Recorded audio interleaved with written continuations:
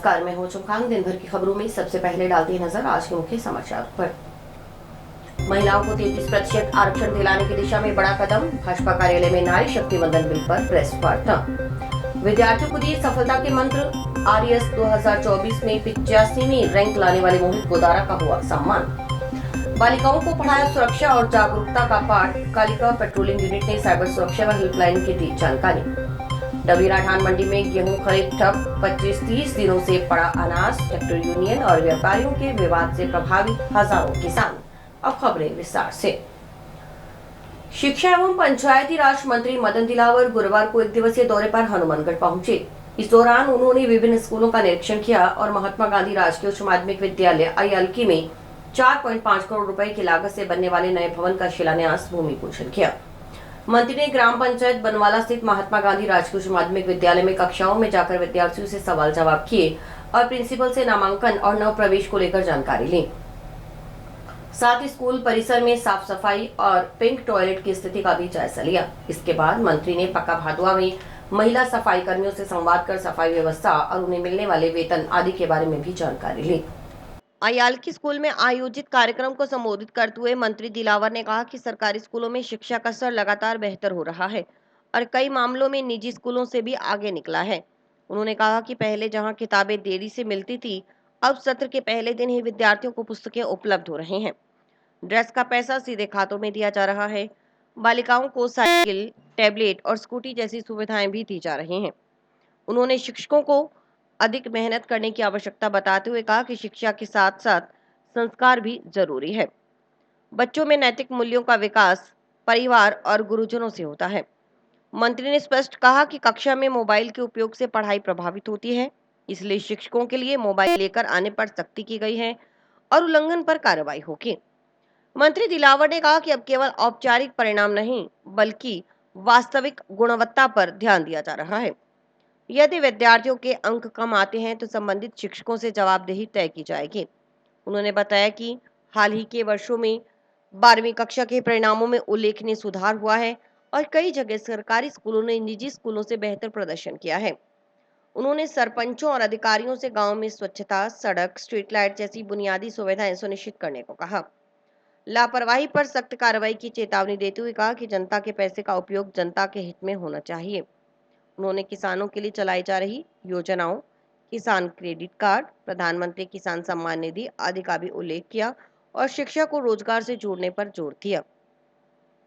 दौरे के दौरान मंत्री दिलावर ने गोलूवाला स्थित PM श्री राजकीय उच्च माध्यमिक विद्यालय का भी निरीक्षण किया। यहाँ smart classroom, lab, smart attendance system और खेल सुविधाओं के लिए किए गए नवाचार की उन्होंने सराहना की। विद्यालय में पूर्व ने कार्यरत DEO मनोहर लाल विशु और वर्तमान प्रधानाचार्य सुखदेव सिंह गोदारा की प्रशंसा की। इसके अलावा उन्होंने पीलीबंगा और लोंगेवाला क्षेत्र में स्वागत कार्यक्रमों में भाग लिया। इस अवसर पर पूर्व विधायक धर्मेंद्र मोची, जनप्रतिनिधि अमित साहू, सुशील जोशी, हिमांशु महर्षि, जिला परिषद CEO OP Bishnoi, SDM Uma Mittal, मुख्य जिला शिक्षा अधिकारी पन्नालाल कड़ेला सहित कई अधिकारी और जनप्रतिनिधि उपस्थित रहे। विद्यार्थियों को, हमारे शिक्षक बंधु भगिनियों को और अधिकारियों को बधाई देता हूँ कि राजस्थान जहाँ शिक्षा राजस्थान का हिंदुस्तान की तुलना रैंकिंग होती है हमारी, वो 3 साल पहले 14वें स्थान पर थी। 2.5 साल के प्रयत्न के बाद चौथे स्थान पर आ गई, यानी काफ़ी जंप किया, यानी शिक्षा के स्तर में काफ़ी सुधार हुआ है और उसके परिणाम को साफ दिखाई दे रहे हैं। क्योंकि अभी जब बोर्ड की परीक्षा का रिजल्ट आया, 12वीं की परीक्षा में सर्वाधिक अंक लाने वाले सरकारी विद्यालयों के बच्चे हैं। सोनू रोहित, ये बहुत गरीब परिवार का बच्चा है जिसने 12वीं में 99.8% अंक प्राप्त किए। नव्या मीणा, जिसके पिताजी एक मॉल में एक दुकान पर काम करते हैं, जिसको 700-800, 900 या 1000 रुपये देते हो, 7-8 हज़ार या 10,000 रुपये देते होंगे, उस पर काम करते हैं। उनकी बेटी ने भी 99.6% अंक प्राप्त किए। एक 10वीं का बच्चा, उसने 600 में से 600 अंक प्राप्त किए, यानी ये बहुत बड़ा जंप है। 11 लाख बच्चों में से 12 लाख बच्चे हमारे 12वीं में बैठे थे, 11,500 बच्चों के 90,000 से ज़्यादा करें, 90% ज़्यादा कहाँ है। ये बहुत बड़ी उपलब्धि है। और ये टोटल में जो परिणाम की बात करता हूँ, तो निजी विद्यालयों की अपेक्षा हमारा परीक्षा परिणाम 12वीं का 2.73% ज़्यादा रहा है। 10वीं का 1% परीक्षा परिणाम निजी विद्यालयों की अपेक्षा सरकारी का ज़्यादा रहा है। जबकि हमारे पास बच्चे बहुत गरीब होते हैं, अभाव में जीने वाले बच्चे होते हैं। जो निजी विद्यालय में जाते हैं, उनके माँ बाप के जेब में 2 पैसा होता है, वो इतने अभाव में नहीं जीते।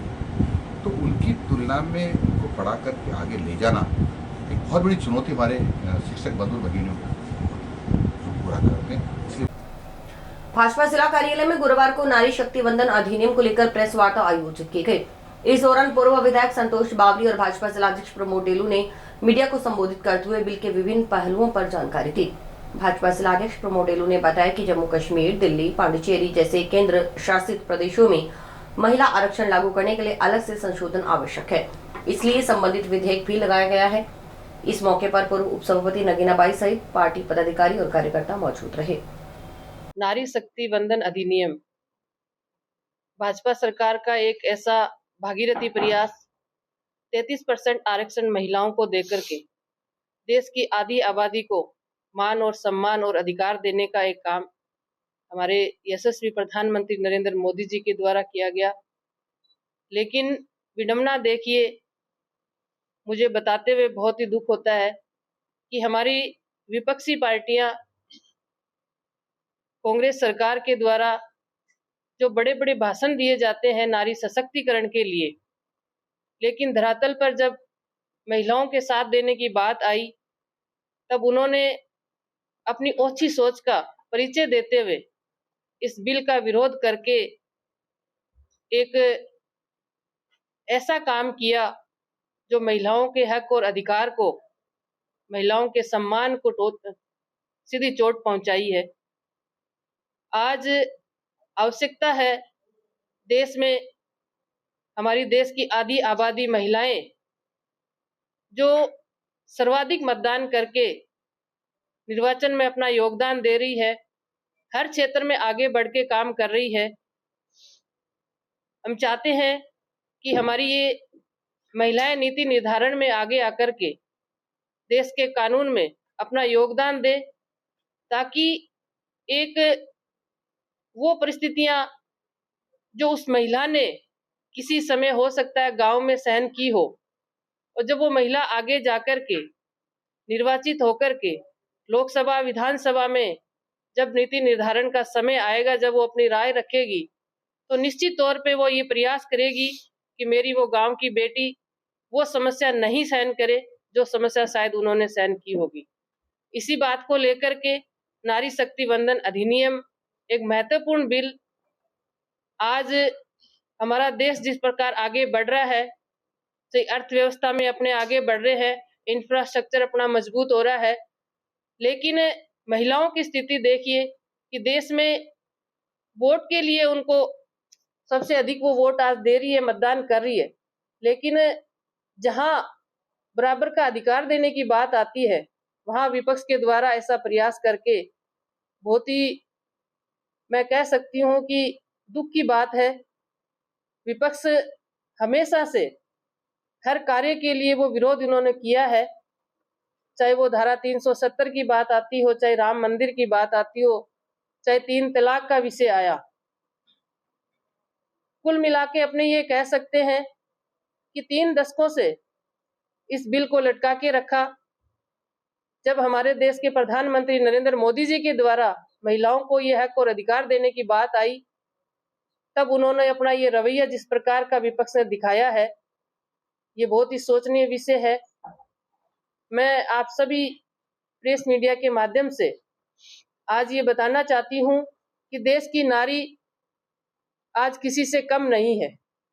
जो काम आज विपक्षी पार्टियों ने महिला के अधिकार को छीन के किया है, उसका जवाब देने के लिए मातृशक्ति तैयार है, और निश्चित तौर पे हर गांव गली मोहल्ले में अगर ये जाएंगे तो सामने हमारी देश की नारी खड़ी होगी और वो जवाब मांगेगी कि जब महिलाओं को हक देने की बात आई, जब 33% आरक्षण की बात आई, तब इन्होंने किस प्रकार से विरोध करके और एक तरीके से मजाक बना करके जो मेज थपथपाई इन्होंने, ये इनकी ओछी सोच को दर्शाता है। जंक्शन स्थित डीएवी सेंटेनरी पब्लिक स्कूल में गुरुवार को राजस्थान प्रशासनिक सेवा 2024 में 85वीं रैंक हासिल करने वाले मोहित गोदारा का समारोह पूर्वक अभिनंदन किया गया। कार्यक्रम में मुख्य अतिथि के रूप में अतिरिक्त पुलिस अधीक्षक अरविंद बिश्नोई मौजूद रहे। उन्होंने मोहित गोदारा को शॉल और स्मृति चिन्ह भेंट कर सम्मानित किया। गौरतलब है कि मोहित गोदारा की प्रारंभिक शिक्षा इसी स्कूल से हुई है। अपने संबोधन में उन्होंने बताया कि सिविल सर्विस में जाने की प्रेरणा उन्हें स्कूली शिक्षा के दौरान ही मिली। उन्होंने कहा कि उनके व्यक्तित्व विकास में शिक्षकों की महत्वपूर्ण भूमिका रही और डीएवी स्कूल ने उन्हें आधुनिक शिक्षा के साथ साथ अच्छे संस्कार भी दिए। मोहित गोदारा ने विद्यार्थियों को संदेश देते हुए कहा कि वर्तमान समय में बच्चे मोबाइल फोन पर अधिक समय व्यतीत कर रहे हैं, जिससे उनकी पढ़ाई और प्रदर्शन प्रभावित होता है।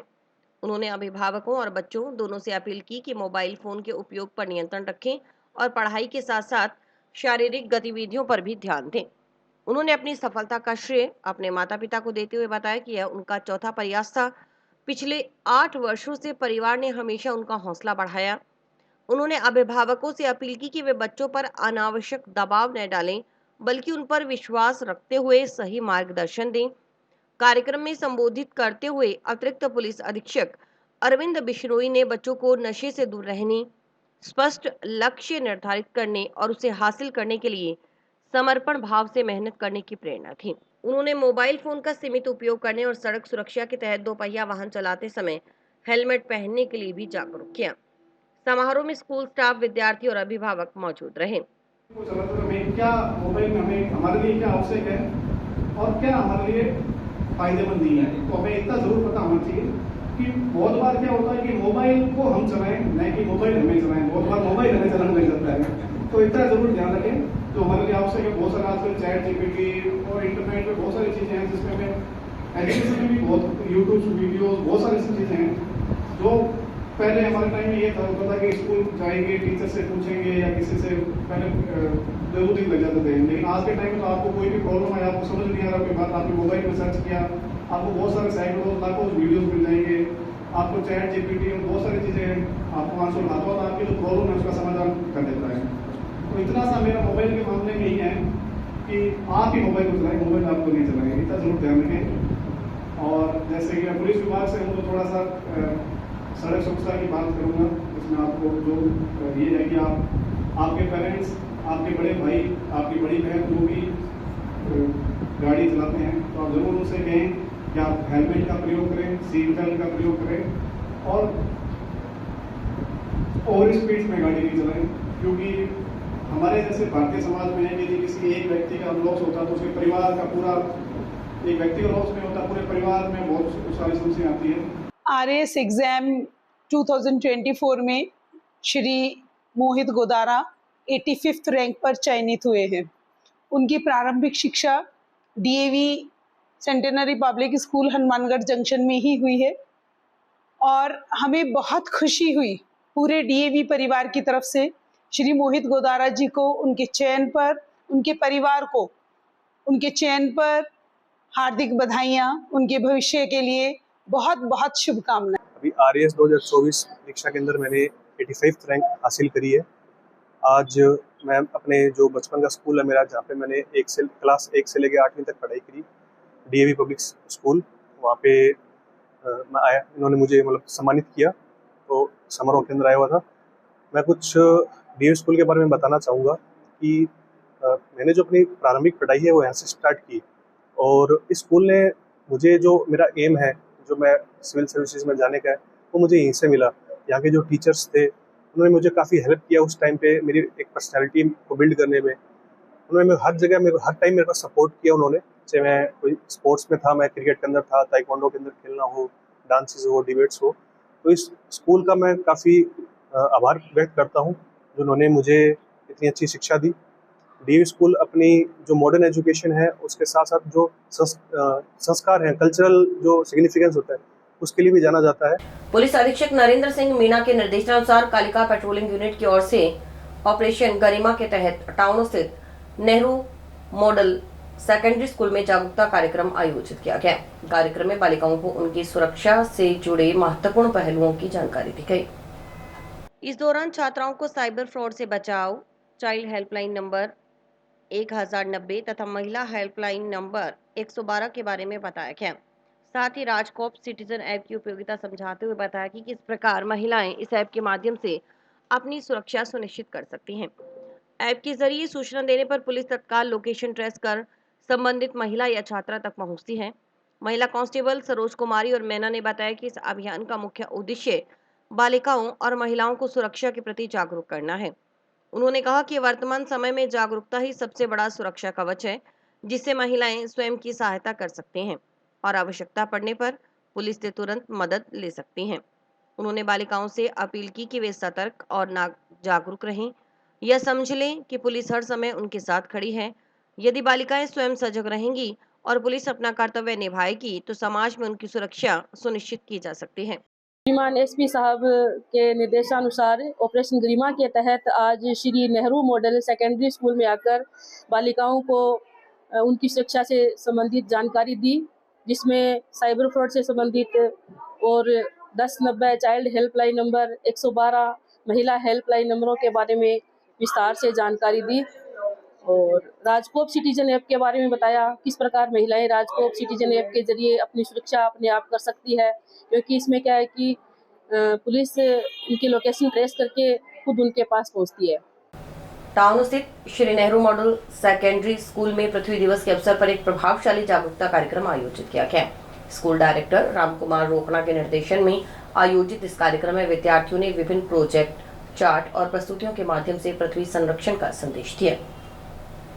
कार्यक्रम में वक्ताओं ने कहा कि पृथ्वी ही हमारा एकमात्र ऐसा ग्रह है जो हमारी सभी मूलभूत आवश्यकताओं को पूरी करता है, लेकिन आज अंधाधुंध पेड़ कटाई और बढ़ते प्रदूषण के कारण इसका अस्तित्व खतरे में पड़ता जा रहा है। उन्होंने कहा कि समय रहते यदि ठोस कदम नहीं उठाए गए तो आने वाली पीढ़ियों को गंभीर परिणाम भुगतने पड़ सकते हैं। अध्यापिका पूजा सक्सेना ने अपने संबोधन में कहा कि केवल पौधारोपण पर्याप्त नहीं, बल्कि पेड़ों की कटाई पर रोक लगाना ज्यादा जरूरी है। उन्होंने बताया कि अक्सर 4 पेड़ काटकर 1 पौधा लगाया जाता है, जो पर्यावरण संतुलन के लिए नाकाफी है। इसलिए हमें पहले से मौजूद पेड़ों को बचाने पर विशेष ध्यान देना चाहिए। उन्होंने चेतावनी दी कि यदि पर्यावरण संरक्षण की अनदेखी जारी रही तो ग्लोबल वार्मिंग जैसी समस्याएं और विकराल रूप ले सकती हैं। साथ ही ओजोन परत में हो रहे क्षरण के चलते मानव स्वास्थ्य पर भी गंभीर प्रभाव पड़ सकता है। आज हमारे स्कूल में Shri Nehru model senior school के अंदर अर्थ डे के ऊपर एक प्रोग्राम रखा गया है, जिसमें बच्चों ने पार्टिसिपेट किया है। बच्चों ने अलग अलग टाइप्स के मॉडल बनाए हैं और कुछ चार्ट के द्वारा मैसेज दिए जा रहे हैं कि किस प्रकार हम अर्थ को सेफ रख सकते हैं और हम अर्थ के लिए क्या कुछ कर सकते हैं, क्योंकि हमें पता है अर्थ हमें बहुत कुछ प्रोवाइड करवाता है। एयर देता है ब्रीथ करने के लिए, वाटर देता है ड्रिंक करने के लिए और हमें शेल्टरिंग देता है रहने के लिए। इसलिए हम अर्थ के बचाव के लिए हमारे बच्चों ने कुछ मॉडल्स बनाए हैं, उसके लिए उसको रिप्रेजेंट किया है। सर बहुत जरूरी है, क्योंकि बढ़ती जनसंख्या और बढ़ती फैक्ट्रिलाइजेशन के कारण आजकल जो डिफोरेस्टेशन बढ़ रहा है, जो पेड़ों की कटिंग चल रही है, उसके कारण जो है ग्लोबल वार्मिंग की समस्या हमारे सामने देखने को मिलती है और जिसके कारण गैसेस वगैरह ये जो हार्मफुल इफेक्ट है, जैसे स्किन की बीमारियां फैली हुई है, तो उसको कम करने के लिए प्लांटेशन करना बहुत जरूरी है। यही अपील करना चाहती हूँ कि ज्यादा से ज्यादा पेड़ लगाएं, अपनी पृथ्वी को हरा भरा रखें। अगर हम पृथ्वी को हरा भरा रखेंगे तो वो हमें भी अच्छी सेहत प्रदान करेगी, उससे कोई भी किसी भी टाइप की छेड़छाड़ न करे। हमारे जो आदरणीय डायरेक्टर हैं मिस्टर रामकुमार रोकना जी, उनके गाइडेंस में बच्चों ने और सभी टीचर्स ने एक मैसेज देने के लिए कि पृथ्वी एक हमारा प्लेनेट है जो हमारी सभी बेसिक नीड्स को पूरा करता है और आज किस प्रकार से वो पोल्यूट हो रहा है। हम छोटे छोटे जो काम कर रहे हैं, जैसे कि पेड़ों को काट रहे हैं और जो चीज़ों को हम वेस्ट कर रहे हैं जहां हमें वेस्ट नहीं करना चाहिए, जैसे कि इलेक्ट्रिसिटी को हमें सेव करना चाहिए, वाटर को हमें सेव करना चाहिए। जो हमारे जो स्मॉल काउंट्स है जो कि हमारी प्लेनेट को सेव करते हैं, उनको हमें बचा कर रखना है। ये हम ऐसे कहते हैं कि हम प्लांटेशन कर लेंगे और प्लेनेट को सेव कर लेंगे, तो हमारा एक प्रायोरिटी इस चीज के लिए होना चाहिए कि जहां तक संभव हो हम पेड़ को काटे ही ना। हम काट तो 4 पेड़ देते हैं और उसके बदले में ग्रो 1 पेड़ देते हैं, तो वो उस चीज का प्रोपोर्शन बहुत कम रह जाता है। तो हमें प्लेनेट को सेव करने की जरूरत है, नहीं तो हमें काफी ग्लोबल वार्मिंग, जैसे कि ओजोन लेयर डेंजर में है आज, और वो मतलब कि उसमें छेद हो चुके हैं और इसके लिए हमें काफ़ी जो डिजीज होंगी स्किन को लेकर, हमारी हेल्थ को लेकर वो बहुत सारे इश्यूज आएंगे। वो कंट्रोल करना मनुष्य के, हम सोचते हैं कि बाहर हो जाएगा मनुष्य के हाथ से। आज मनुष्य ने टेक्निक तो बहुत अपना लिए हैं, लेकिन फिर भी जो हमें नेचर से मिल रहा है उसको प्रिजर्व करके रखना, सेव करके रखना हमारे लिए बहुत जरूरी है। समाचार अभी और भी हैं, देखते रहिए स्काई चैनल। आज मैं आपको कुछ टेस्टी खिलाने वाली हूँ। ये है व्हाई नॉट कैफे की special tikki.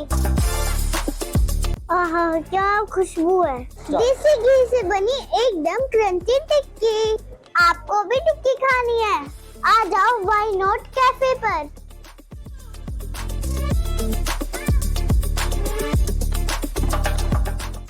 Why not cafe, यहाँ पर मिलता है हनुमानगढ़ का सबसे टेस्टी पिज्जा।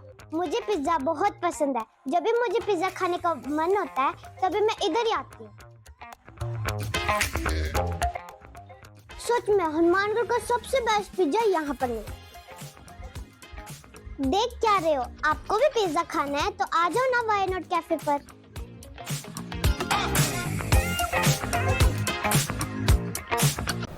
गो सेवा और भारतीय संस्कृति के संरक्षण को लेकर गो सम्मान आह्वान अभियान के तहत देश भर में एक व्यापक जन आंदोलन की रूपरेखा तैयार की गई है। अभियान से जुड़े पदाधिकारियों ने सभी भारतवासियों और गो प्रेमियों से अपील की है कि वे अपने अपने तहसील, ब्लॉक और अनुमंडल अधिकारियों के माध्यम से प्रार्थना पत्र सौंपें। अभियान के अनुसार 27 जुलाई को जिला कलेक्टर के माध्यम से तथा 27 अक्टूबर को राज्य सचिव के जरिए महामहिम राष्ट्रपति, प्रधानमंत्री, राज्यपाल और मुख्यमंत्री के नाम ज्ञापन भेजे जाएंगे। अभियान की कार्यकारिणी में वेद लक्षणा गौ माता को प्रधान संरक्षक और नंदी बाबा को अध्यक्ष के रूप में दर्शाया गया है। साथ ही भारतीय परंपरा के संत महापुरुषों, आचार्यों और गोभक्तों का आशीर्वाद भी अभियान को प्राप्त बताया गया है। अभियान के तहत केंद्र और राज्य सरकारों से संविधान के दायरे में रहते हुए अहिंसक तरीके से कई महत्वपूर्ण मांगे रखी गई हैं। इनमें देश भर में गौ हत्या पर पूर्ण प्रतिबंध, गौ माता को राष्ट्रमाता या राष्ट्रीय धरोहर का दर्जा देने, गौ सेवा के लिए केंद्रीय कानून बनाने और केंद्रीय गौ सेवा मंत्रालय गठित करने की मांग शामिल है। इसके अलावा गोचर भूमि संरक्षण, चारा सुरक्षा नीति लागू करने, गो आधारित कृषि को बढ़ावा देने और पंचगव्य उत्पादों के निर्माण और विपणन को प्रोत्साहित करने पर भी जोर दिया गया। गोरक्षक कृष्ण कश्यप ने बताया कि गो सम्मान आह्वान अभियान संतों की ओर से चलाया गया है। इसमें गो सेवक व गोरक्षक संतों का सहयोग दे रहे हैं। यह अभियान 27 अक्टूबर तक चलेगा। यह अभियान गौ माता को राष्ट्रमाता का दर्जा देने के लिए शुरू किया गया है। इसको लेकर हस्ताक्षर अभियान चलाया जा रहा है। अभियान से जुड़े पदाधिकारियों ने स्पष्ट किया कि इस पहल के लिए किसी भी प्रकार का दान या चंदा स्वीकार नहीं किया जा रहा।